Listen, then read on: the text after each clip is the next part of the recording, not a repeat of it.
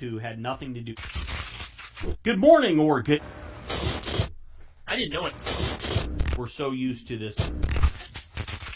Produce content and have conversations for those. Let's all go to the lobby.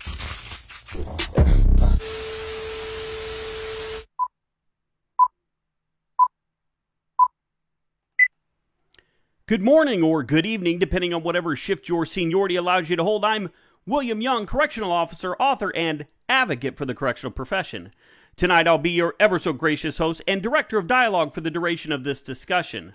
Allow me to welcome you with warm, unwavering outstretch and open arms to this week's edition of the Saturday Night Synopsis.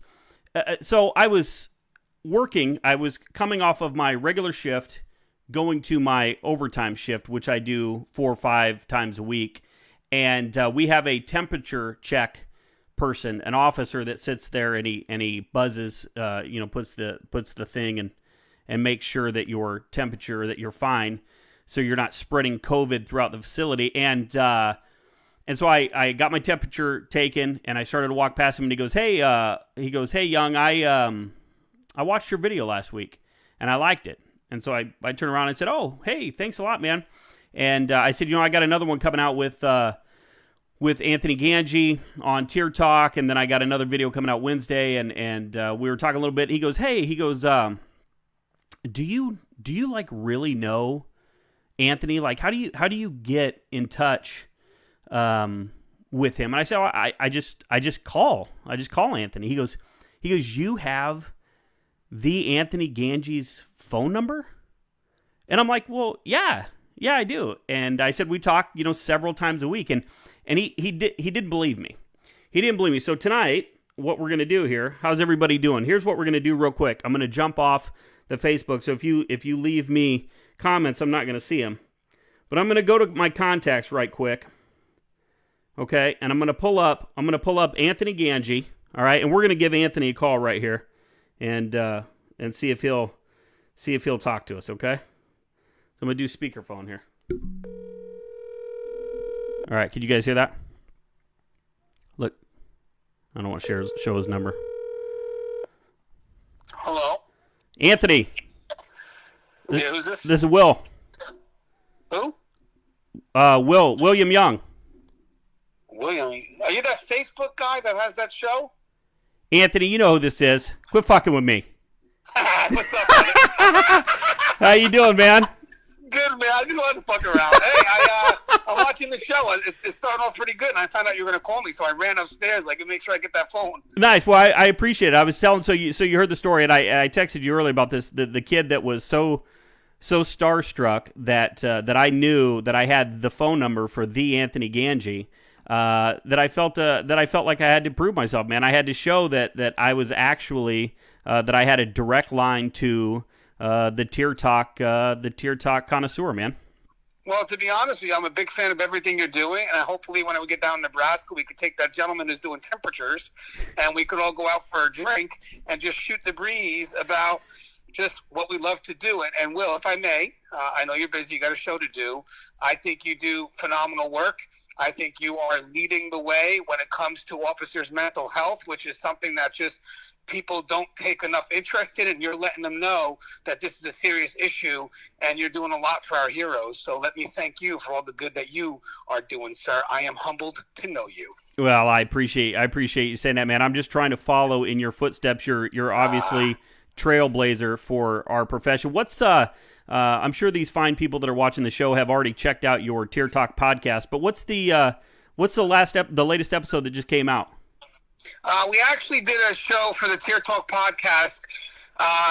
It was me and Connie, and I believe we also had Louis Soto. Right. And we were discussing how do we feel when civilians get involved with custody interaction with inmates, like when an inmate may be non-compliant and the civilian decides to take control, when custody can't maintain that control. It was a very good, healthy dialogue. Nice. Yeah, I checked it out. If everybody get on whatever podcast platform you can and go and check out the Tier Talk podcast. Even if you're subscribed to the YouTube channel, it's completely different content. It's different players. And yeah, it's definitely worth your time. All right, Anthony, I'm going to let you get back to whatever you got going on your Saturday night. Tell Mama Gangi I said thank you for letting me bother you for a little bit, and thanks for answering your phone, man. All right, bro. Love you. All right, take care, brother. Bye. All right, man, bye. Bye. All right, so there it is, Mr. Temperature Taker Officer guy. I do have a line to the Anthony Gangi, and yeah, so I owe him some money for that. That great endorsement there. But so this week I had a really good speaking of podcasts, I had a really good interview with Joel Nest. He's the host of the Ruck Up podcast, and I posted a link to it. It's a really good back and forth, and we just talked. I was the first correctional officer he's ever had on his show. He has all kinds of guests on his show, and it was a really cool back and forth. He asked a lot of questions about starting in the profession and inmate and officer interactions. And it was an interview that's a lot different than what I normally do, and I just think it was a really cool back and forth. So if you got some time later, you're going to do dishes, you're going to sit on the couch, and you've ran out of things on Hulu Live to watch, then do me a favor and check it out, and give Joel some love, and then make sure you're stopping by and giving Anthony some love there on his stuff too, because he's really doing good things, guys. Something else here, the Facebook page is doing really good. I appreciate that. We're up to 929 subscribers. I'd like to get it up to 1,000. I'm not sure what I got to do to do that. Maybe post some pictures of me and my dog or something that people really, really care about, other than the drabble I usually release. But so I'm going to do that. We're going to try to get that up to 1,000. And I begged you guys last week to subscribe to the YouTube channel, Just Corrections. So I put out a video every Wednesday night, Just Corrections, and it's gotten really good. And I got 300. So I was like at 296. I said, can we get to 300? We're up to 336 now. And so I looked, because I'm a YouTuber now, right? So I look to see what I actually what that is, right? So if some people got, diamond and platinum and whatever. And if you have, I'm at the graphite level. If you have 100 subscribers, you get a graphite play button. They just send you an email. So I'm going to go ahead right now, and I'm going to make my own YouTube play button. And I don't have a pencil, but I have a Sharpie here. So I'm going to make my own play button here. For people who are going to listen to this tomorrow, this is not very good. But what I have is a piece of scratch paper, and I'm going to, I don't even have a pencil, so this is going to be a Sharpie play button. And we're going to put this here. We're going to draw, and I'm going to put YouTube like this. And we're going to put 336 subscribers, just like that. See that? Let me try to get that up there. Very good. Very good. So we're going to put this up here. And we're going to put it, right there by the coins. There we go. There we go. There's my graphite play button.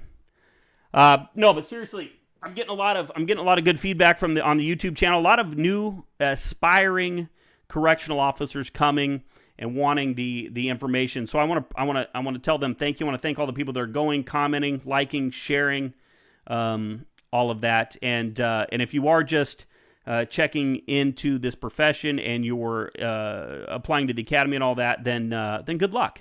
Good luck and welcome to the family. Another super exciting thing, guys, is this week I finished my second book. So you have I'm sure, everybody watching has my first book, right? When Home Becomes a Housing Unit. These lights are pretty good, so there we go. But I finished my second book, and it's done. I've sent it off to some people to read, to rip it apart, to edit it, and I'll make the little corrections. But pre-order is going to begin on that book on August 15th, and I'm going to reveal the cover and the title of the book live on the show August 15th, Saturday night. And so you want to make sure you're there for that.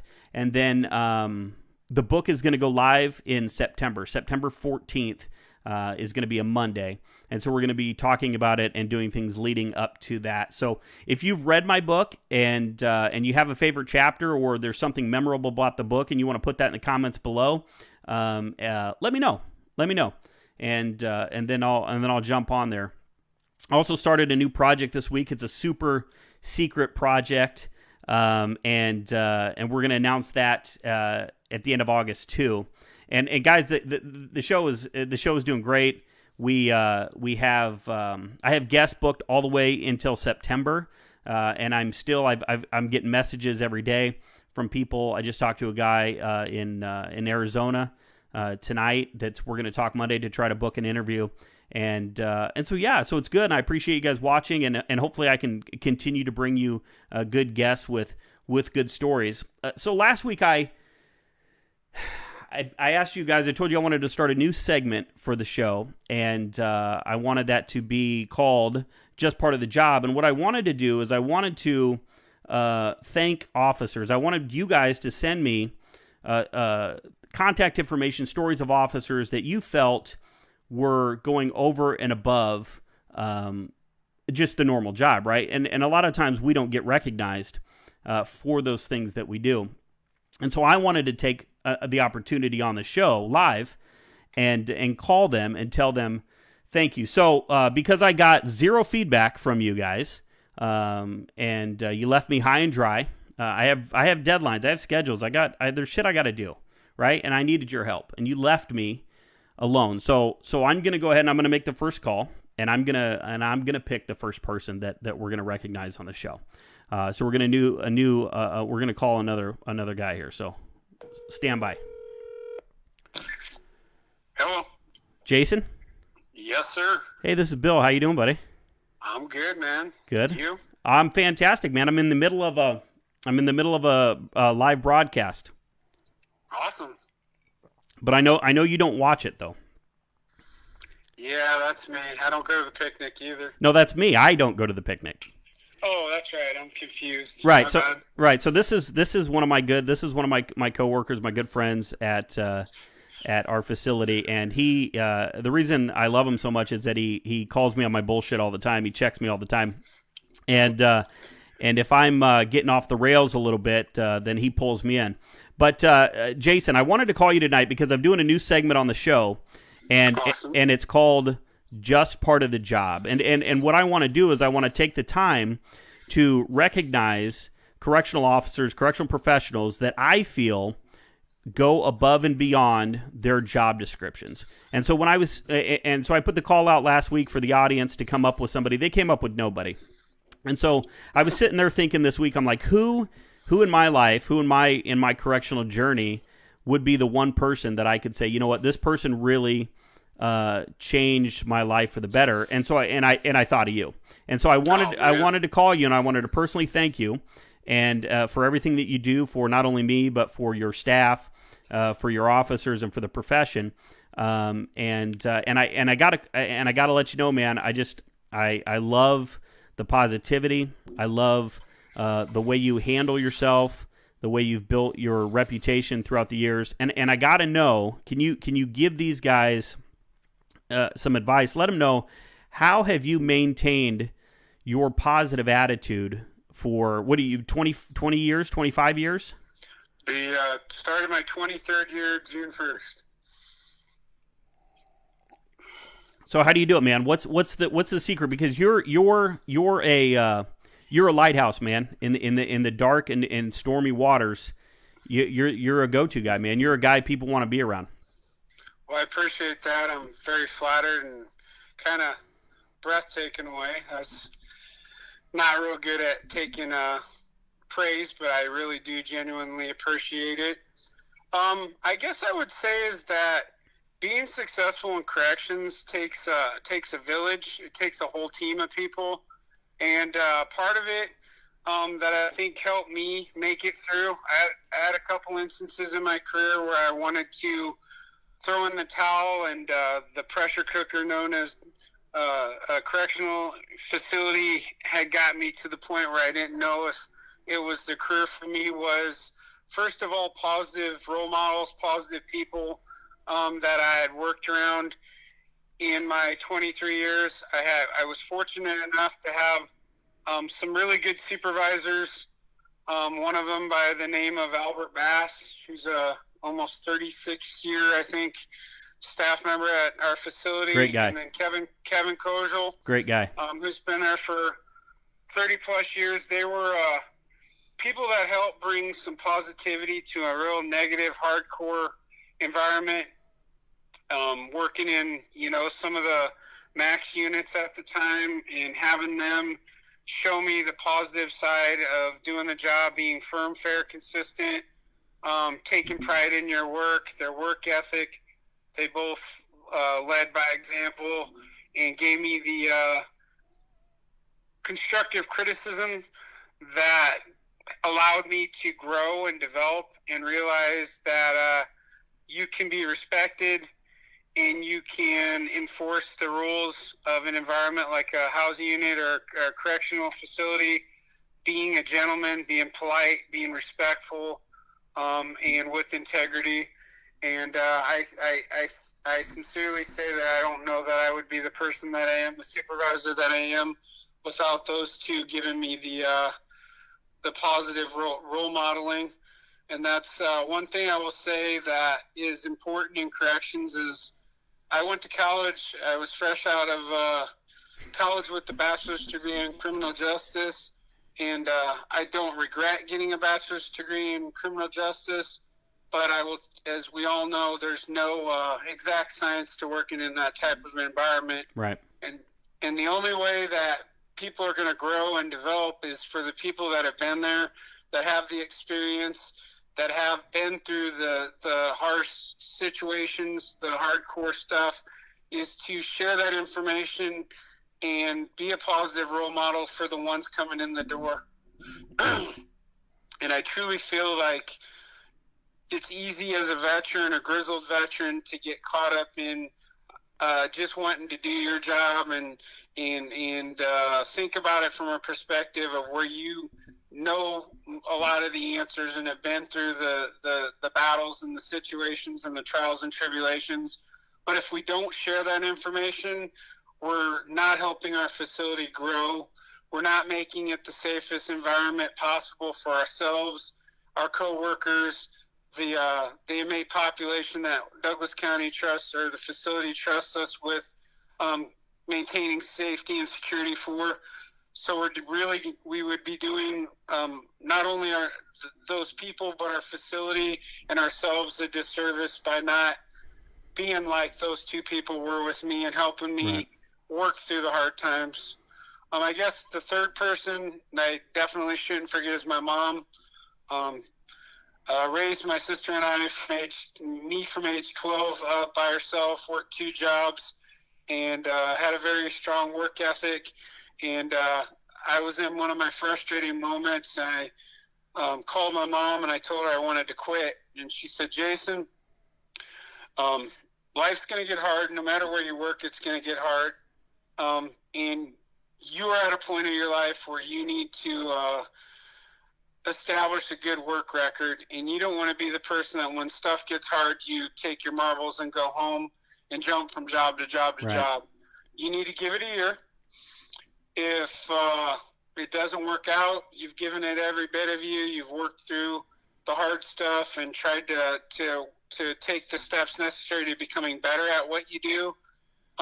Then by all means, walk away, and you'll at least know you gave it everything you got. Right. And I did what she said along with the other positive role models, and here I am 20 plus years later, and supervisor for the last going on 17, and I've had a lot of good opportunities, and I also have other people, like a man that may be on the phone, other end of this phone, that is this a three? You got somebody on three-way?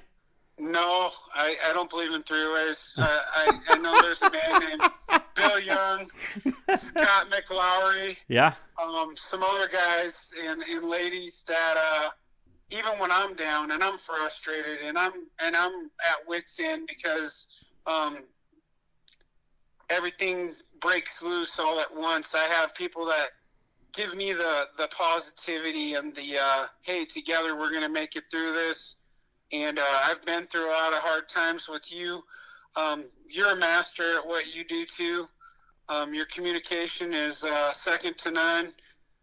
Your ability to think on the fly and to overcome situations and strategize is something to be recognized as well. And I wouldn't be the supervisor I am without fine corrections professionals like you, Scott, and I can't sit here and go through the whole Rolodex. There's but a lot of them, yeah. Names that come up, because we do have a lot of really good people that are really good at what they do where we work, and truly make it the environment. Right. You make it through, especially these recent tough times, and the situations that have been thrown our way in the last few months. We probably definitely wouldn't be in the spot where we're without them rising to the top like we do. We adapt and we overcome. Well, thanks for that. Thanks for that, Jason, and thanks for what you do, buddy. I'm going to jump on. I got a guest waiting in the wings, but I want to tell you, man, I love you and I appreciate what you do, and I'll see you soon, okay, buddy? Hey, I love you more. All right, brother. All right, bye. All right, guys, that is exactly what I wanted that segment to be. There are hundreds of thousands of us working, busting our ass every day, doing crazy stuff, and we need some recognition, and we can't always get it from the top, and so I'd like to do it from the bottom. Okay. All right, I got my guest waiting in the wings, but before I introduce my guest, I have to go to my sponsor.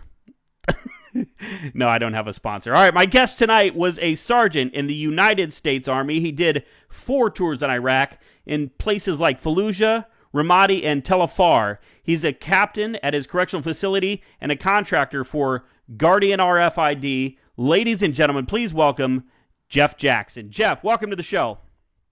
Hey, man, what's up? Glad to be here. How are you doing, man? I'm doing good. Listen, enjoying the chat. Did I say that? Is it Ramadi? Is that right?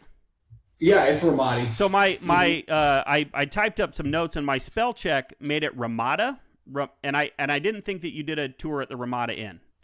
No, definitely not. I am a Hilton guy. Oh, so. Nice. Do you get paid to sponsorship from them or what? I do not. I'm just a snob when it comes to hotels. Very good. So when we go stay somewhere, and I don't know how particular you guys are, but the first thing my wife does is she rips the covers off the bed. She's not sleeping on them covers.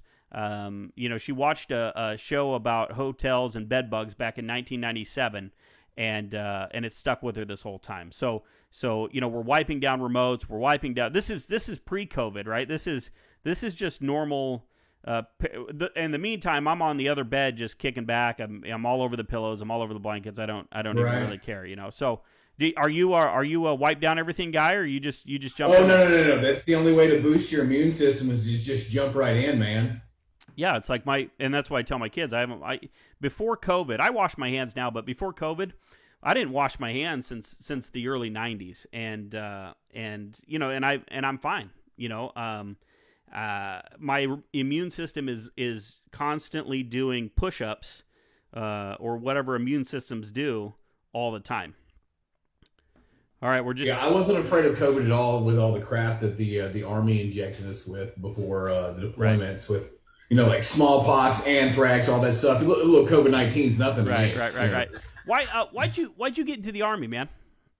Why did I join? Yeah. Small town USA. I tell everybody I'm from Memphis. It's actually about 22 miles south of Memphis, a little town called Hernando. Okay. But no one's ever heard of Hernando, Mississippi. Never. We're a suburb of Memphis. But raised up small, ran with the wrong crowd, developed a little bit of a bad boy image, substance abuse problem when I was 16, 17. And then it was kind of like,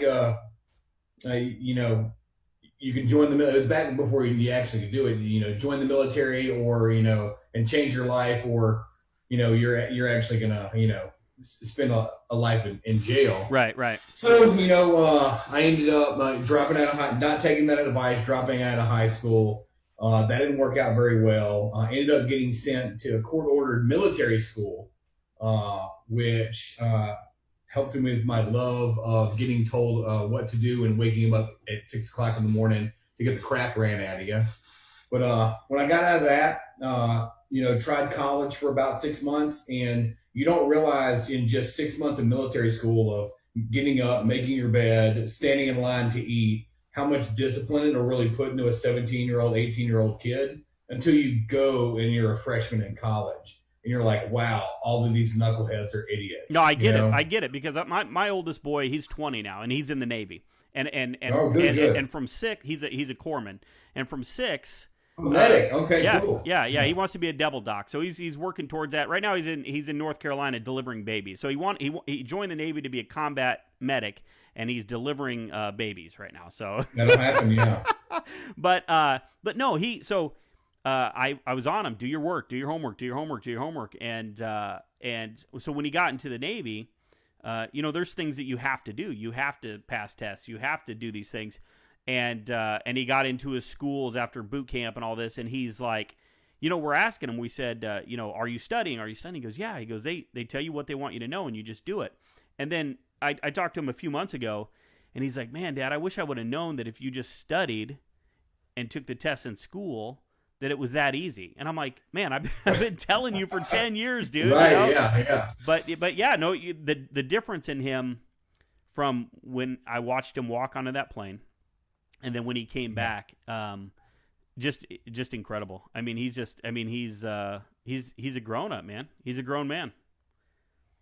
Yeah, it'll do it to you. And I was wasting away in small town USA, and it was funny. I actually, you say you're still in the Navy. I tried to join the Navy first. Okay. So, because I was always pretty smart in school. I scored really high on the ACT, and I scored super, super high on the ASVAB, the test the military gives you. Mm-hmm. And so I went and talked to the Navy recruiter, because at the time my neighbor was a Navy vet, right? He was like, I'll take you up to the Navy recruiter.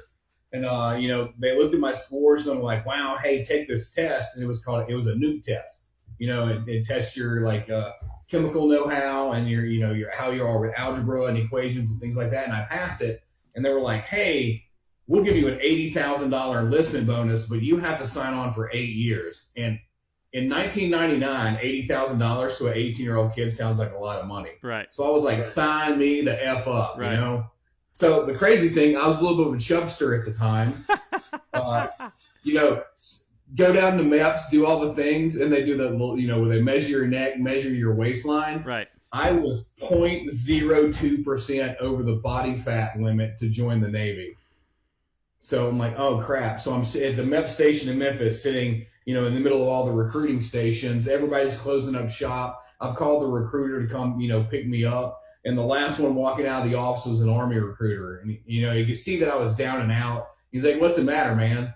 And I gave him the story. He's like, well, the Navy's 24%. I can get you in the Army right now. It's 26%. So I came back and saw him the next day. He said, you got good ASVAB scores. You can literally do whatever you want.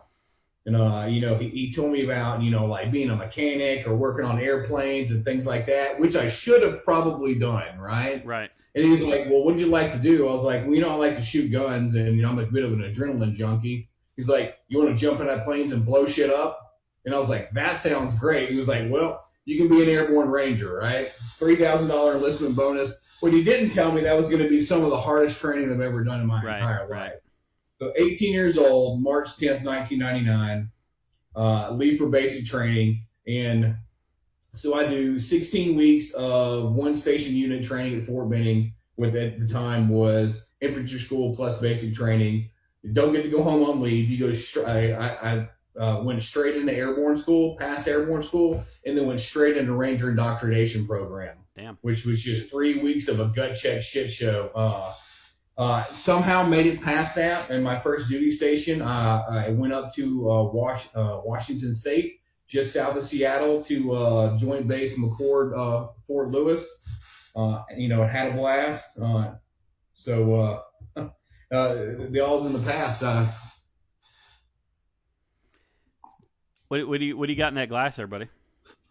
I'm still sipping on the Jameson Black Label from earlier. Okay. As I've gotten older, the whole blood sugar thing's hard to control, and I found out that bourbon on the rocks is really low in sugar rather than pounding beers like I was doing in my 20s. Right. So I got to look after that girlish figure. Nice. So I usually have a drink afterwards. But when we were kind of getting ready for the show, I saw that you had one, so I had to run down. I ran down and I grabbed mine. So we're going to start a little bit early tonight. So I appreciate that. I appreciate you breaking the seal on it. Breaking the ice, yeah. So we talked just kind of briefly, but I wanted to wait. You said you're a Scotch guy or no? Oh no. Like we were saying earlier, we kind of got cut off a little bit.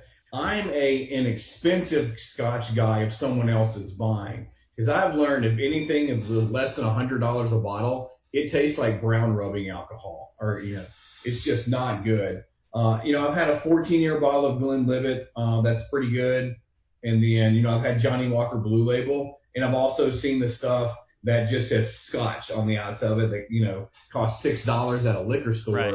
That could take paint off anything. So not really a Scotch guy. That's not for the faint of heart. We have this little place here in town that has it's like a Scotch. It has like hundreds of different Scotches and bourbons and all this. And so I went with a couple of my buddies and we were gonna get some Scotch, and I had never tried Scotch. I wasn't really even like a big drinker, but and so they got me a glass, and it was terrible. It was not good. And I'm like, God, this is just, and I'm trying to be like, yeah, whatever, these guys are sipping and whatever. And were you drinking it neat? Like, yeah. Ooh. No, it was bad. Yeah. So it was bad. So, I'm like, it has like that burnt, and I just didn't like it. And so they said, well, okay, so let's try this then. Let's get another one. So they get me another glass, and so it tasted like if you've ever put out a campfire. Mm-hmm. So it tastes like a wet campfire's asshole is what it tasted like.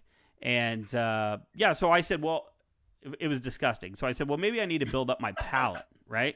So So I went on a whiskey adventure. I said, I'm going to start with the cheap whiskey, cheap shelf stuff, Jack, Jim, those kind of things. And I didn't go below the Jack and the Jim, the stuff that's on the bottom shelf that, Oh, don't do it. Don't do it. No, I'm not going to do that. Good man. No. Yeah. And so I made my way kind of around, and I got hooked on a couple that are like my go-to, right? And so, but then I got all the way back around to Scotch, and I don't like Scotch. And I can drink some bourbon, I can drink some whiskey. But Scotch is for me, it's just not good. So That's good because it's safe. I do want to try Johnny Walker at some point just because it's. I feel like you have to at some point. Sure, To see if it's worth the hype. Stay away from the green and the red label. Is that the expensive or cheap? No, that's the cheap stuff. Okay. Right? That's the poor man Johnny Walker. Like black is about $80 to $100 a fifth. Okay. The blue is going to run you about $175 or $200. So that's when somebody else buys it for you. Yeah. So let's do. But like I said, the taste is relatively the same, but it's just aged longer. I just can't get behind Scotch. It's the single malt. It's same with bourbons and whiskeys. If it's a rye-based bourbon and whiskey, I don't do rye. like it. I can't do rye. I can't do rye. It's got too much bite. Right. Yeah, no. I want to be able to taste after I drink it. Yeah, it's just and some of it there's some of the higher end bourbons and whiskeys that I've gotten into. So when I crept up to the $100 bottles, $130 bottles, and they're good. They have some flavor. I mean, you can actually taste the different things, and they're high alcohol content, but they're not just burning your face. And then you learn to drink them. So right, you breathe in your nose, out your mouth, that kind of stuff. But yeah, I hate the Scotch. I hate the Scotch. But if somebody wants to send, I don't know many people who like it. No, if somebody wants to send me a bottle of Johnny Walker, I'll definitely give it a try. And right, get them to sponsor you. That would be good. Yeah, there you go. I just spent 3 minutes telling them I think it sucks. So I don't know. I don't know if that's how sponsorships. No, they can prove you wrong by showing you that it doesn't suck. Okay, there you go, Johnny Walker. I will. Who does Johnny Walker? Is that a company or does like Jim Beam really make it? And just call it Johnny Walker. You know what? I don't know, but I will find that out for you. Yeah. So how long? I'm sure one of the listeners might know. They might know. Put it in the comment section if you know. There's people just kind of taunting me a little bit for sipping on some whiskey here. How long were you in the Army then? I joined in March of '99. Got off active duty in June of 2006. Funny story behind that. If we have time, we do. I was done. Like by the time 2006 hit, I'd been deployed 3 times: 01, 03, and 05. And I was originally supposed to get out in 2005, but I got stop loss for 18 months to do another deployment. You don't hear people talking about that now. That was a thing under the Bush administration, where they could stop loss you and involuntarily extend your contract to go back to the deployment. Oh, that would suck. So when I was getting out, what a lot of people don't know, and the Army recruiter is going to hate me after telling all your viewers, is that even when you're a first termer, and you sign up for 3, 4, 6, whatever years on your first term, you're technically signing up for 8 years. You just have an active term that you serve, and the remainder of that is inactive. Right. Nobody cares about that, but the problem is in 2001, some bad dudes, flew some planes into buildings, started a war with us. Yeah, I remember something like that. So everybody was getting stop loss after that, and that's when they were like, they kind of had to come out of the bag. We're like, well, yeah, technically everybody's signing up for 8 years. So I was stationed at Fort Carson, Colorado. I don't know if you're familiar with Colorado. Beautiful country. Up there. Beautiful country. Beautiful country. But running 5 miles in Colorado altitude is not for the faint of heart. I can't walk to my car. I was in shape, and my fat ass will be heaving walking upstairs. Right. It was terrible, especially being from Mississippi. But part of the clearing process was going and talking to the National Guard recruiter. They had to sign off on your paperwork if you still fell under inactive reserve. I'd been in for 6.5, right at 7 years. I still had 1 year of inactive reserve. I go talk to the National Guard recruiter, and he's like, "Hey, there's a really good chance that once you get out, you're just going to you're a critical MOS, being Infantry 11 Bravo. You're just going to get called right back up." And I was like, "Man, I really don't want that to happen." And then he fed me a half truth. He said, "Well, there's an infantry unit in your hometown who just got back from deployment," which was true. Okay. And they're non-deployable for 5 years since they just got back, which was also true. He left out one caveat. What was that? If the governor turns the power and authority of the unit over to the president, they can deploy you just like a regular Army unit. So fast forward 2.5 years, right back in the big sandbox in 2009. I was like, oh, I can't win. But I mean, to be honest, I know me and you have chatted about PTSD, and I know you saw my video on the Guardian website. that deployment is really what fixed me. I was just kind of a straight leg soldier in my first 3 deployments. Didn't have a lot of responsibility. Was never in charge of more than 2 or 3 people. You know, I was a squad leader / platoon sergeant by the time 2009 came around. And I still remember, you know, we're prepping, we're moving to go over there, and the way I got past PTSD, and this is probably going to extend into a much larger conversation, it's controversial. The day that I started getting better is when I quit feeling sorry for myself and realized that I'm not entitled to anything anybody else is not entitled to, you know? And I don't know, have you ever heard of Matt Best? He's the co-founder of Black Rifle Coffee. Okay, yeah. Right, yeah, I'm a big Black. Well, I was watching one of his videos. You know, he makes humorous videos. That's how he dealt with PTSD. Right. You know, and he says what you got to do is once you get out of service, you got to find your next mission. You know, and it's going to be super cliche, but that happened to be corrections. I got out of the Army. You know, got back from a deployment. My best friend, who's a deputy now, who's also the godfather of my daughter. You know, he saw me wasting away when we got back in 2010 on that deployment. And he was like, dude, just come work at the sheriff's department, you know? So, you know, that's what every person does when they get out of the military. They're like, oh, I'm going to go be a cop, you know? Right. And so everybody has to start in the jail. I started in the jail, found out, and, you know, then I loved it. I loved the people in there. It was weird. It was, you know, you lose that sense of camaraderie and brotherhood. I'm not trying to be sexist, but I was in an all-male unit, so I don't say sisterhood. My bad, ladies. You know, it was that military brotherhood, and then I didn't have it in the civilian sector. I tried going to college. You know, it was an awful experience. You know, and then you know you work in a jail where everybody around you now has PTSD. You know, we can talk about this a little bit later. Right. Everybody's got that dark sense of humor. You know, they make inappropriate jokes at inappropriate times. Mm-hmm. And like within 6 weeks, I'm like, these are my fucking people. Right. You know, right. I was like, in the end, I did that for a year. The patrol spot came open. I was like, you know what? I don't want it. You know, I want to grow in the jail. You know, we're a big jail, a lot of room for growth. And then I saw that the Army came out in me, and I was like, I just saw how crappy some of the leadership that I had was as I was coming up in the jail, and I wanted to be that person that got promoted to change that. And that has been my life's mission I've been in the sheriff's department right at 10 years now, and that's been my life's mission. I started as a line officer, and I wanted to absolutely change the dynamic of leadership and supervision in our jail. And now, you know, I went from line officer to sergeant to lieutenant, and now I'm the captain. I'm the jail commander. I have 100 staff members up under me, and it's pretty funny. You know, people ask me, you know, how's it going there? And I said, I know I'm doing my job right when the officers love me and the supervisors hate me. Nice.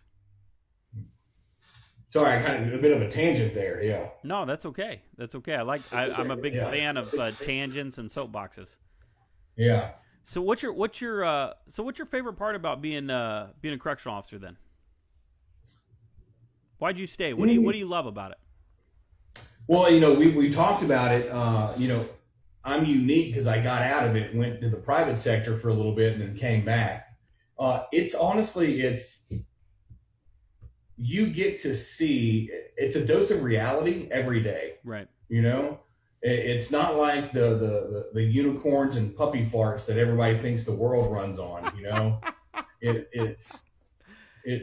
you see people at their worst. You know, being the civilian populace. And I'm not saying every person that is in jail or prison is a bad person. I'm not saying that at all. But then you see that these officers that come to work day in and day out, they come to work sick. They're probably, you know, we're definitely understaffed, you know. Right. They're probably underpaid, you know, and they just show up and they do the job, you know. And that's my best part is that, you know, it's another bit of a tangent. When I was making the decision to leave the private sector and come back as a captain, as the jail commander over DeSoto County, I was sitting in the Oklahoma City airport. And I don't know how many reviewers believe in God. You know, I'm a spiritual, but, you know, non-practicing or whatnot.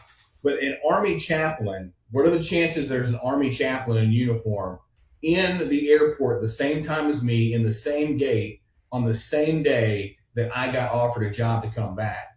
and he saw me, and he said, hey, are you all right? And, I told him my history. We talked about war. We talked about PTSD. We sat there and talked for an hour and a half about everything. And he goes, well, what makes you happy? And I was like, I don't know. He's like, well, from an outsider looking in, he was like, you've always led people. You've always wanted to be in charge of people and to guide them, you know? And once he said that leads into your question of what's my favorite thing about corrections is I get to mold it into exactly the way it should be, into a profession where people are happy to come to work, you know? I might not can pay you as much as it, but I can give you a safe environment. I can give you policies and procedures that you can follow that are going to protect you, and I can give you an administrator that is going to protect you when you do something that you feel that you might not have done, Like I tell people that, everybody thought when I came back, because, everybody thought I was the Army asshole, and I was like, no, it's not really that. It's, when an officer messes up, there's three things you have to determine, right? You need to determine if it is a training issue, because that's not the officer's fault. Right. Is it a policy and procedure issue? That's not the officer's fault, right? And usually I would say 90% of write-ups fall into those two things, which means I tear the write-up up and we can course correct that officer to be a better officer the next time they show up.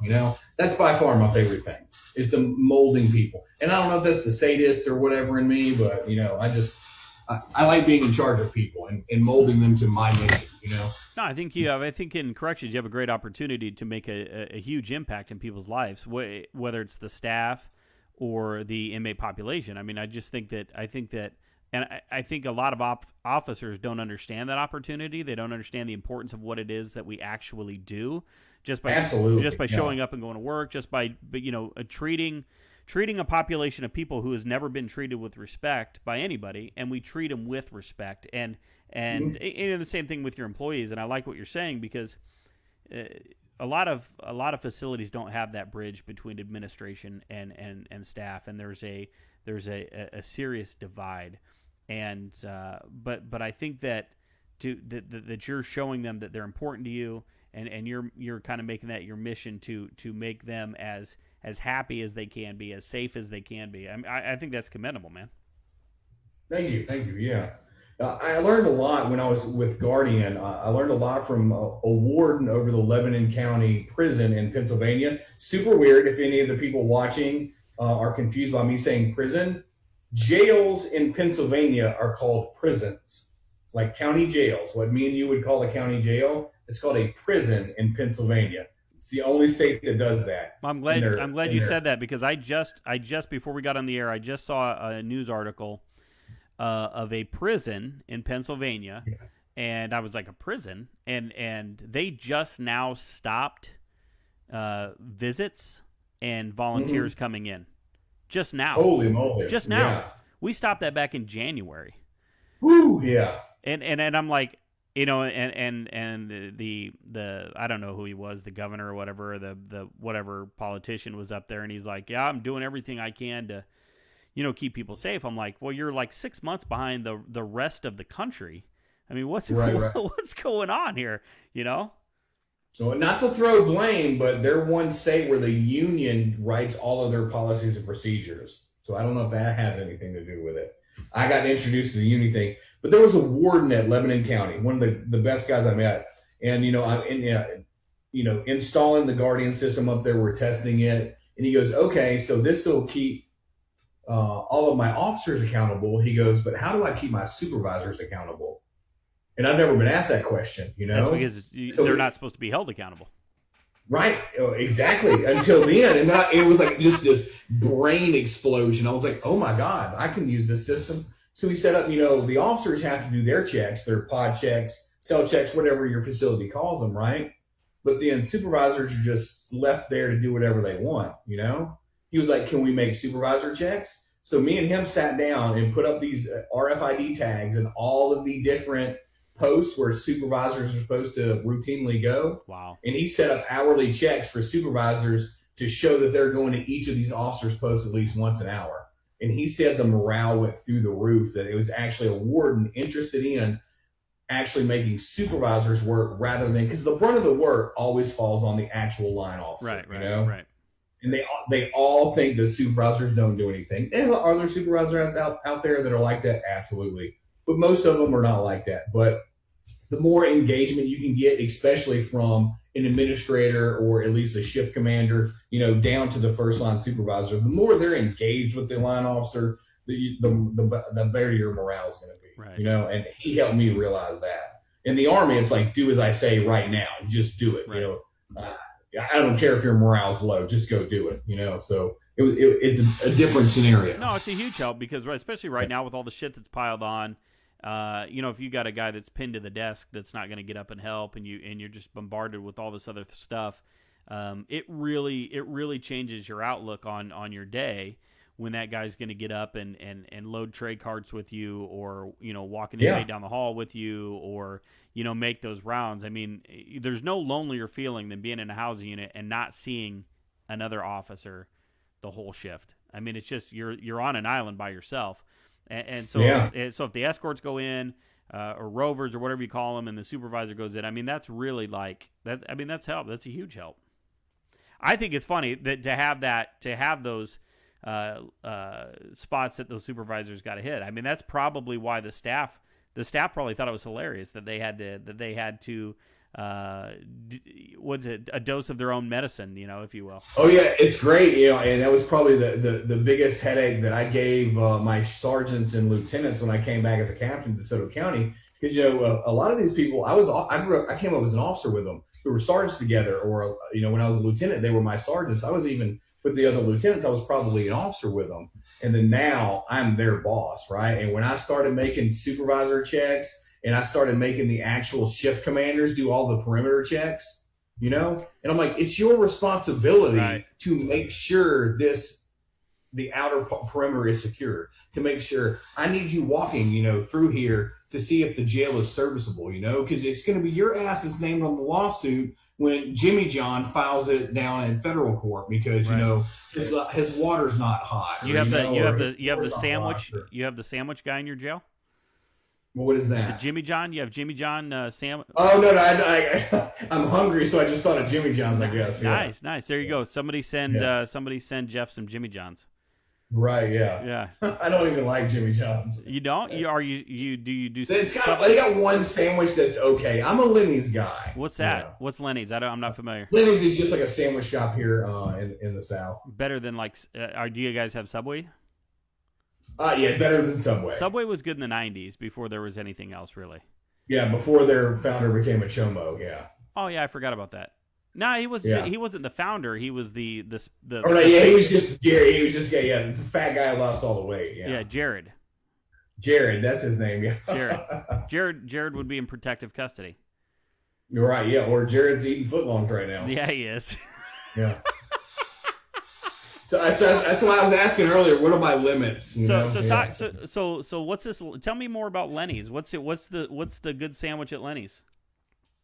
I like. Wow, I didn't think I was going to be talking about Lenny's tonight. Yeah, I asked the hard hitting questions like what's your favorite sandwich? Man, you're making me so hungry. I hate you right now. Actually, no, I get a deluxe club extra bacon. Okay, sure. So it is turkey, roast beef, and bacon. Nice. Is what I get. Nice. I get extra bacon, of course. Chips? You get chips? I'm a Doritos guy. Nice. Okay. Yeah. I'm a Cool Ranch Dorito guy. I like Cool Ranch. I am too. Yeah. Yeah, very good. With sandwiches. If it's just by themselves, I'm a nacho cheese guy. Do you put the chips on your sandwich? Man, wow. How do you know me? Yeah, especially if it's a bologna sandwich, I'll put the Doritos directly on the bologna sandwich. All right, I like it. I grew up poor, man. Yeah. That's okay. That's okay. You're not wearing pants. I have shorts on. Yeah. Okay. I had a guy on a few weeks ago that wasn't. He was in his hotel room and he was not wearing any pants. So. Did he have underwear on? He did. Okay. Yeah, and at some point he chose to get up during the interview, so it was kind of fun. It was kind of fun. Oh wow. Why? Well, he kept talking about donuts and it was a whole thing, and I didn't think he said he had a dozen donuts sitting in front of him. He was a cop. So of course he had donuts. He had to have donuts like right there, and so he actually showed me the box, and he actually had the donuts. So you're a gamer too, is that right? I do partake in the in video games. Yes, my wife been married 6 years. She was Congratulations. a little iffy at first, but once she realized I didn't have any of those super expensive habits that all of her friends' husbands had, she was like, you know what, you can play the shit out of video games. I don't care anymore. And there was a couple times where we used to like watch TV together, and all I would do is, because I don't watch a lot of TV, and she watches a lot of reality TV, so I would just make fun of all the people on there, Right. Or like, yeah, they'd be in PC, or that guy's definitely a chomo, or Right. So what's your so my wife says the same thing. I tell her when I do stuff. I said, hey, it could be worse. I could be one of those husbands that's going to the bar every weekend, and she's like, she's like, you got to quit using that excuse, because that's ridiculous. Every time I want to do something, they're expensive, man. They are, but that's and then you got to drive, and it's not probably in our line of work. We shouldn't be driving under the influence. That's when I was a super young man and being stupid. Yeah, me now. That's a career ender here. Absolutely. What's your are you do you do Fortnite or what's the what's the game? No. I played Fortnite one time because I got three nephews who were 11, 12, and 13. Okay. And that's like their jam, right? And I am awful at it. They try to get me to play Call of Duty, and I am awful at it. Love Call of Duty. So I was like, all right, first off, if we were really in war, I would kill all of you really quick with my bare hands. Right. Yeah. I was like, I'm sorry, and the worst part is, especially if you're playing multiplayer, and there's like a 10-year-old talking shit to you because, yeah. And I'm like, I'm just terrible at it. So I usually play single player games. So I do. We played. I loved Call of Duty Black Ops. I'm terrible at it. I'm one of the guys that finds a spot and just sits. So I that's how I was. I get made fun of though. No. So me too. So my kids are like, Dad, you can't keep doing that. But I just go and I sit and I just shoot them as they come up the stairs. And but otherwise I was terrible. And I would play, and when I'd play against other players online, I would die like 30 seconds into the thing. I mean, I was just terrible at it. And no idea where you got killed from. No, I don't. And it was, you're right, it's probably some 10-year-old. But no, and so I'm not. When I used to play a lot of video games, I would play games like Resident Evil or Tomb Raider. Oh, yeah. You're showing your age. That's PS1. Sorry, buddy. Yeah, no, I did. Yeah. That's right. No, I played those same games. Yeah, so. And I played Tomb Raider for hours, man. I had a friend that would come over, and he would sit, and he was like my co-pilot, and we would just play those games. So, but now I'm terrible. I can't play. My kids play, the Fortnite, and they do the. Was it Apex? Apex Legends. Yeah, they do a lot of that stuff, and I'm just no good. I'm just terrible. I'm not very good. Yeah, you were asking earlier. I'm pretty big. I've probably played most consistently World of Warcraft. I've always been in that, especially when I was deployed. Like especially in 2003 when there was no internet over there. There was nothing. Like all you had was books. Oh, and the best books to read were those like 1,000-page fantasy novels, Right. So it was weird. Like in Fallujah, Iraq, I got transformed into this D&D nerd reading these, books about Dungeons and Dragons, Sure. And then I got out of the service. So I'm like, oh, there's video games where you can do that. I don't have to read anymore. And I've just been addicted ever since. But then it kind of goes back into that PTSD thing. Is that my social skills, according to the VA, are awful. And I would have to agree with you on that. I don't have good social skills. Okay. Inside of jail, with cops, you're great. With a bunch of COs, yes, ex-soldiers, great. Perfect. Yes. Put me in a room full of normal people. Nope. I'm the weird guy. Right. Yeah. Right. And it's not the weird guy because I'm just sitting there not talking to that. So I don't want to say anything that's going to offend or make any of you mad. You don't want to upset them. A random F-bomb, right. at Sally Joe's wedding. They're fragile. Sorry. They're fragile people. Yeah. Super fragile people, yeah. Yeah. But when I got out playing those online role-playing games, it helps you connect with with people on a social level. But you don't actually have to talk to them. You can just log off. Right, which is fantastic. Yeah. Let me ask you: do you have any? So you said you read some of those fantasy novels. You played some of those games. Do any of those trigger you? when you play them now, when you read them now, talk about them now? Does it take you back to Fallujah?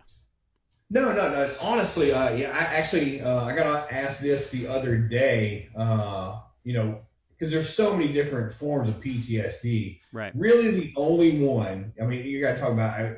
My worst deployment was 14 years ago, so it's been quite some time. The one that I say actually, turned me into something different. The one that changed me. Really, the only thing that triggers me is a bag of trash on the side of the road, or a cardboard box in the middle of the road, or like a cinder block sitting on next to the road. Because those are what IEDs look like overseas, Okay. And even though I know there is not an IED in Hernando, Mississippi, but if I drive over a cardboard box, like I get the butthole puckers like nobody, and I would just giggle because like I will really think it's gonna blow up, and I'll just laugh at myself like, bro, you're an idiot, But I don't really get the triggers, but I also don't put myself in those situations anymore. I can watch war movies. People don't like watching war movies with me because I'm like, his uniform's incorrect. That sight's on backwards, That's terrible, small unit infantry tactics, Right. You get killed doing that, things like that. So what's your you said you don't really watch movies? I really don't. Let me take that back. I watch movies. I don't watch TV. What's your favorite? What's your favorite movie then? If you don't like war movies, what do you watch? Favorite movie of all time is what you want. Favorite movie of all time? Sure. Forrest Gump. Really? Tom Hanks. Forrest Gump. Yeah. Tom Hanks. Incredible. Yeah, Tom Hanks, and it's just because it was I saw it when I was 14, and no matter how many times I watch it, it's just still the most genuine movie I've ever seen. Probably after that, the only movie that's really, kind of goes back to you, if anything triggers you, the only time I've been triggered was when me, my wife, and my mom went and saw American Sniper with, the story about Chris Kyle, yeah. Yep. And it was just the most authentic representation of what Iraq looked like. In the theaters now got, like right. It really feels like you're there, and then, it showed the funeral things. I've been to, way more, flag draped funerals than I like to admit. Right. And they had to help me out of the theater. And after them, I kind of like, what? Maybe it's not a good idea to go to public to watch those kind of movies. Sure. So, I don't. Yeah, no, that's. I still watch them at home, but it's not that it triggers PTSD. They just made me sad, in my opinion, he was an American hero, and the way he went out and the way the climate is about people, it kind of goes in, to corrections, law enforcement, and the military. I would jumble those all into the same group of they probably do the hardest job in America with absolutely the least amount of recognition. Right. And for the longest time, it's always been, the military and law enforcement. And then in the now, not to toot your horn, but it's people like you that are trying to bring light onto the corrections field. My director gave a speech at one of our academy graduations a couple years ago, and he goes, and he's been in corrections since 2005. He said, never would I thought that in 11 years, corrections wouldn't just be a job for people. It's now a career for a lot of people. Yeah. It's a career for a lot of people, funding agencies have started to realize that you have to pay, Right. That's our big thing here. We're technically the highest paid jail in the state of Mississippi because Mississippi is in the Stone Age with a lot of stuff. We are the dumbest, fattest state, according to some polls I saw. But do you guys get like an award for that? Something in the mail or what? Yeah. Is it Colorado? CNN, I think Colorado's the fittest state. I think I saw that. No, I thought it was the highest. Well, it's both. Altitude and marijuana. Nice. Yeah. I love Colorado. I really love Colorado. The mountains. I didn't like it because every time we did PT in the morning in the Army, I threw up. No, I can't run. I just want to sit and stare and have the mountains stare back at me. You know what I mean? Yeah, I loved it. We were in Colorado Springs where I could look out, the patio of my apartment complex and could see Pikes Peak. It was gorgeous. Pikes Peak's gorgeous. Probably the only base that I didn't enjoy being stationed at was Fort Lewis in Washington State. Like it was so depressing. It rained or missed 8 months out of the year. But isn't there like beautiful forests and things like that out there? Oh yeah, well, it was funny that you asked that. So part of your training in the infantry is you have to do land navigation, right? Okay. The vegetation is so thick in the forest in Washington, you have to use the roads to find your next points. You usually you just look on a map, use your protractor and compass and plot a point and walk. But they had ferns in Washington that looked like they were at a Jurassic Park. It was you got to go when you got to go around a fern and not through it. Something's wrong. Right. And then the women there, I don't know if we can talk about that, but either they were 10s or -2s. That's how Washington women are. I've been married. Yeah. I've been married for 20 years, so I don't know. I don't know how the scale is. I'm married to a 10. She's look at you sucking up. Good job. She's perfect. I mean, she puts up with me, and I'm starting to grow hair in weird places. I'm getting fatter. I'm getting slower. I'm getting. I'm turning into my dad, only a bigger asshole, and she's hanging in there. So I mean, that's a 10. That's a 10 on my book. Oh, absolutely, yeah. I'll give that to you on that. Yeah, my wife puts up with my craziness, and it's every time you think, oh, is it worth it? But then when you realize how much crap they put up with, it's really amazing when you find a woman like that. So you've been with her for 6 years, your wife? Been married for 6 years, known each other for 8 years. Okay, so were you still in the military then when you were when no, you got together? No, I had I got off active duty in 2006 and joined the Guard for 2 years. Then got activated. Spent another 2 years activated, and then my last 2 years on and off activation, and then started working at the Sheriff's Department. I met her in 2012 because. Have you? What do you call? Do y'all have Dear John letters or Jody letters at your jail? Is that what y'all call them there? Oh yeah, Jody, yeah. Okay. Absolutely. It was so funny that I thought that was a military thing when you get a Jody letter or a Dear John letter. Right. I really did. And then you get to jail and the inmates get them, right? And you're like, oh my God.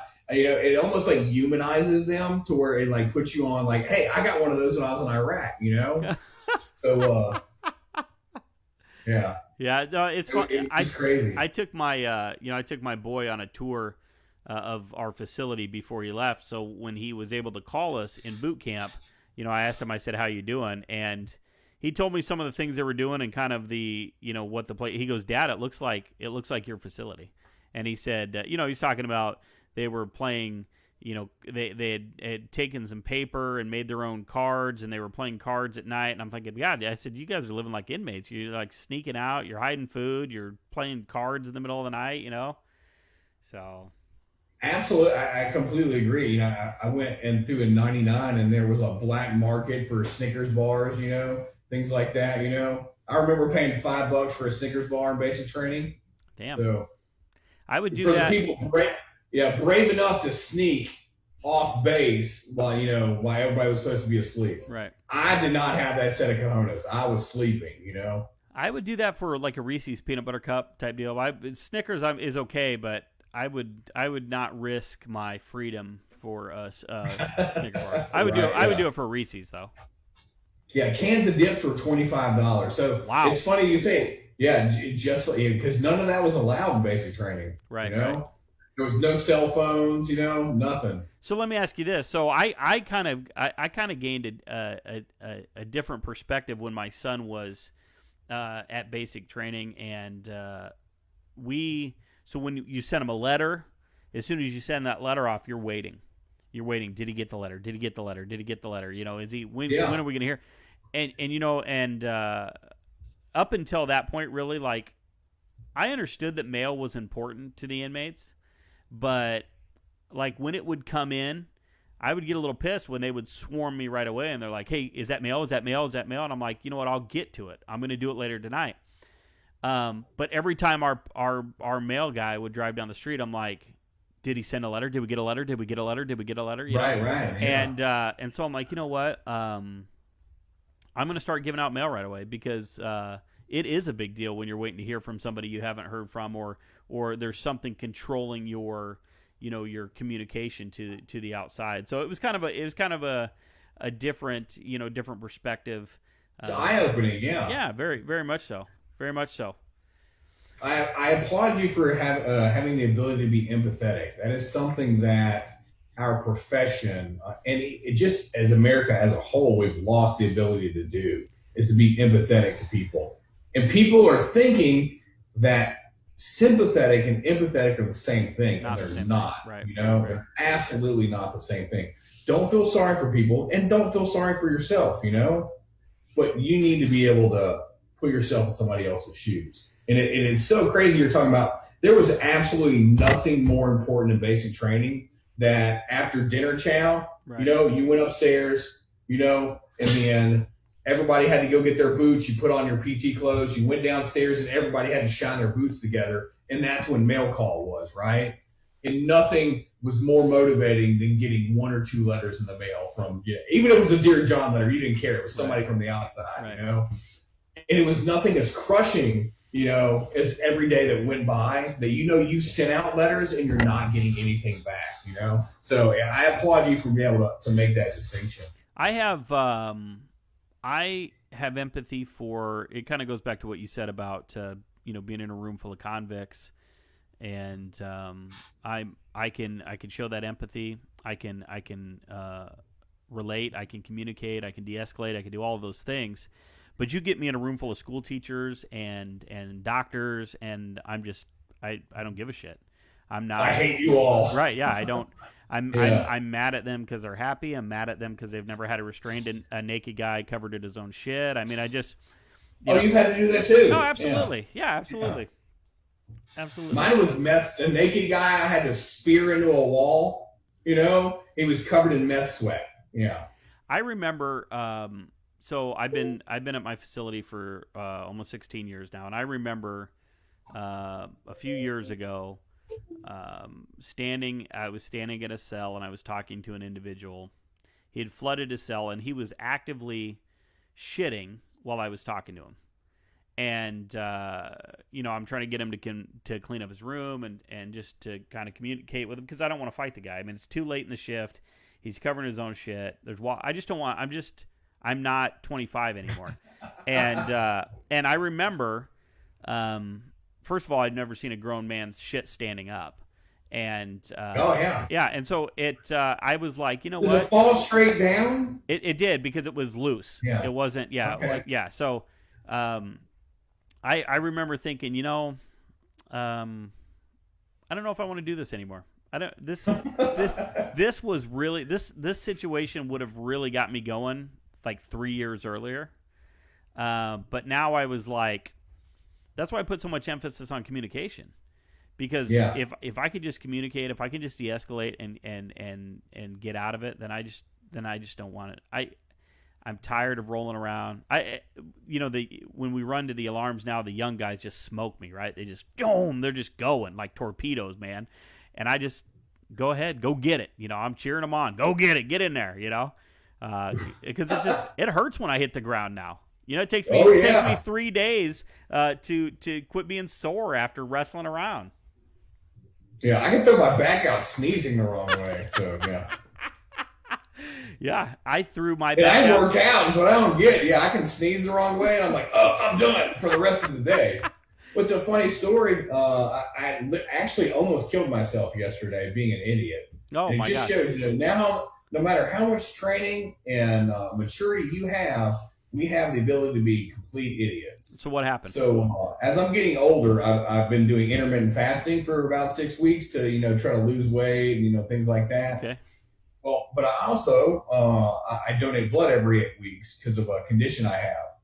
I didn't put them two together. So yesterday, at the end of my fast, I went and donated blood. Oh, man. And I was in such a hurry to get back to work that I did not partake in the orange juice and cookies as I left the blood donor bank. Oh, my gosh. By the time I got back to work, the nurses at work looked at me and they're like, what is wrong with you? And I was like, I don't feel good. They're like, you're ghost white pale. Right. And I told them what happened. They're like, you need to go home. And so I get home. I can't find, because, I've been trying to eat healthy. I can't find any unhealthy sugar to like boost my blood sugar. I ate 5 packs of my daughter's fruit snacks to get back to where I needed to be. Nice. And I was like, you know what? I'm almost 40, and that's the dumbest thing I have done in a really, really long time. Wouldn't that be something? What's that? Wouldn't that be something if you did it? You've gone through all the things you've gone through and donated. That's what took me out. Yeah, that's what took you out. Yeah. How did I? Low blood sugar from donating blood. See, and that's a good story, because that's exactly why I always keep a pack of double stuffed Oreos, the family size, in the pantry, just in case my blood sugar gets low, and it's just for an emergency. It's for nothing else. Yeah, I'm gonna steal that. Yeah, exactly. Yeah, you can even put it, behind glass, break in case of emergency.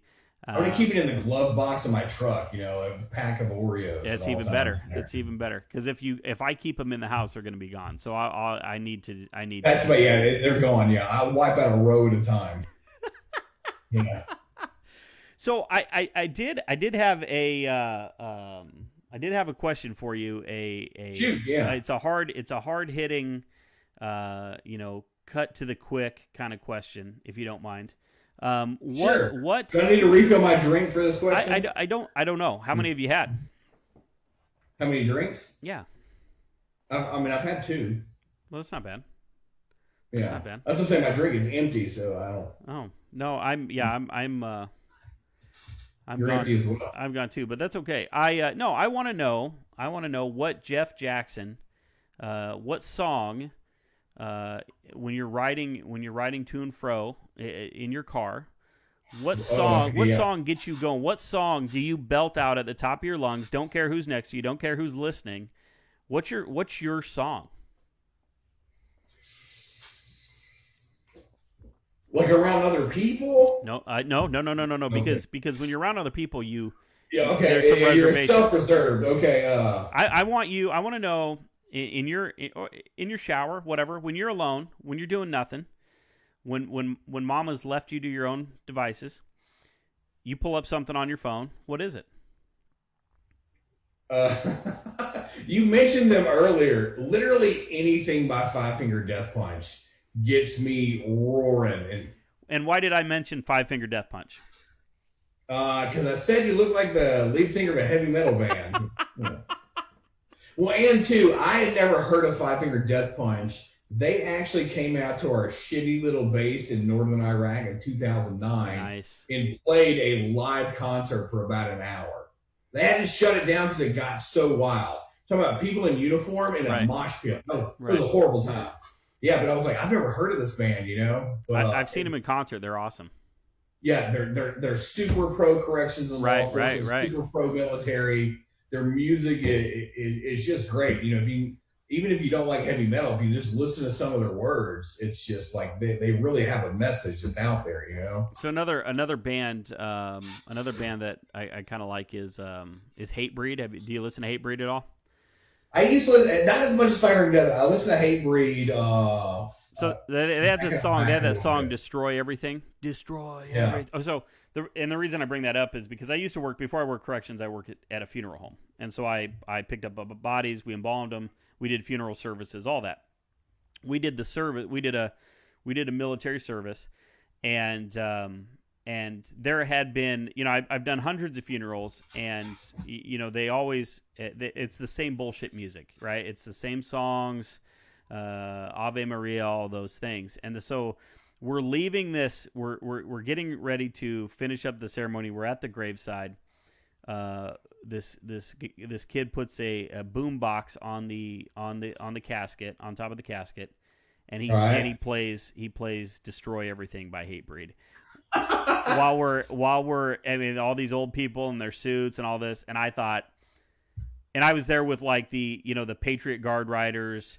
There were all all these. It was just it was one of those scenes that's forever ingrained in my mind. That just this magnificent tribute, and then that's the song that his buddies wanted played. That's awesome. It was amazing. It was amazing. It was incredible. So and then probably anything by. I'm a pretty big Slipknot fan. Okay. Yeah. And it's just I listen to probably everything except modern rap. I don't like modern rap. You know, the crap that's coming out now, Right. like 80s, 90s, like NWA, Dr. Dre, Eminem. Sure. I can get behind. I Sure. love it. And then like contemporary jazz, which is the worst shit on earth. Like anybody that can sit around and listen to contemporary jazz, like you're a sadist. Like you like, you know, yeah, you cut your hair with a Parmesan cheese grater, you know? Right, right. Well, that's cool. That's cool. Jeff, I appreciate you hanging out with us tonight. I'm not going to keep you very much longer. Do you have any? I've had a great time talking to you, great conversation, and it was everything that I wanted it to be. Do you have any closing thoughts or closing words for the people at home? Anything? Well, you know, it's about, you know, yeah. What we were talking about earlier is that, you know, there's a lot of times where you're going to feel overworked, underpaid, or whatnot, because for a long time the corrections profession it was in the shadow. You know, like the joke around our jails. You know, we're still the redheaded stepchildren of the sheriff's department. You know? Right. But when you break down and look at it, the jail gets first dibs on patrol slots. The jail doesn't have as much as the politics that, you know, that a normal sheriff's department has. But just realize that the culture is changing, you know, and you know, we're having we're in a recruiting stump right now. This is the first time that we've been 5 vacancies in our shift, or you know, for our jail, that my director can remember, you know. Mm-hmm. And I think that goes along with the climate that the media is pressing for, Right. you know, defunding the police and things like that, you know. I would say, you know, just try to keep your head up. You know, all this shit's going to end as soon as the election's over. All this crap's going to go away. It's going to be like, I'm dead serious. Like, November 4th, like, yeah, Black Lives Matter and coronavirus and all that other shit is literally just going to stop being played on the news, you know? It depends. But, you know, it depends on what happens. Yes. Yeah, keep your head up. And at the same time, like I said, it hits people the wrong way. But two ways you can fall off the horse, as I was thinking about this earlier, when you do something like the military, law enforcement, or corrections, you can fall 2 ways when you fall off the horse. You can fall into thinking that you're entitled because of the job you do. You know, you wear a uniform, you do something, you know, that a lot of people don't want to do. Or you can fall into self-pity. You know, either one of those traps you got to get out of, you know. And, and it's important, you know, for sources like this to get out there, have a drink with your bros and your sisters in corrections, talk about the bullshit, you know, maybe, maybe you don't want to do it, but I offer up dialogue to I call my officers just to talk to them all the time, you know, Right. Just, you know, open up a dialogue with the administrators, you know, because one thing I learned for working for Guardian was that the best recommendations for that product came from line staff. They didn't come from wardens. They didn't come from captains. They didn't come from lieutenants and majors and all that. They came from the people that are actually using the product. And I took that to heart. So now, if something is wrong in my jail, if something's being, I don't go to a lieutenant on how to fix this. I'll go tell the officers and be like, hey, what would make it easier for you to do your job? How would your job be easier, you know? So open up your dialogue with your supervisors, you know. Don't get bummed out when things don't go your way. Don't, you know, quit watching that's my biggest advice, quit watching the news. I don't care if you watch Fox and CNN, MSNBC, quit watching all of that bullshit. Right. You know, they're all pushing a narrative, you know. Yep, unplug. Yeah. Yeah. Know that the populace loves you, that, you know, you're doing a job, you know. So, you know, keep your head up high. You know, don't feel sorry for yourself. Well, I appreciate it, brother. I appreciate you hanging out with us tonight, man. I appreciate your service in the military. I appreciate your correctional service, and I appreciate everything you're doing for your staff. And I'd love to have you back on and absolutely and have another drink with you, man. I really enjoyed it, and take care, man. We'll see you soon, okay? All right, bro. Take care, all right, man. brother. Have a good night. All right, gentlemen, that's it. Ladies and gentlemen, that's it. That's all I got for tonight. I hope to see you next Saturday. My guest is going to be David Jordan. He is a correctional officer and creator of the new Facebook group Project Watchtower, and I'm going to post a link to that. You need to go on over to that. He's trying to start a peer support page for correctional officers to reach out and help other correctional officers, and we need 1,000 of these pages, right? So get out there, help David, support David. We're going to talk to him next week. Guys, I appreciate you spending your Saturday night with me. If you enjoyed the show, if you liked the show, please consider being a Patreon supporter of the show. I'll post a link in the description below. And I hope to see you all next Saturday night. Until next time, guys, be smart, stay safe, stay sane, and we'll talk soon. Hey, hey, hey, yeah, hey, hey, yeah, yeah, hey, hey, hey, yeah, yeah, yeah, let's go.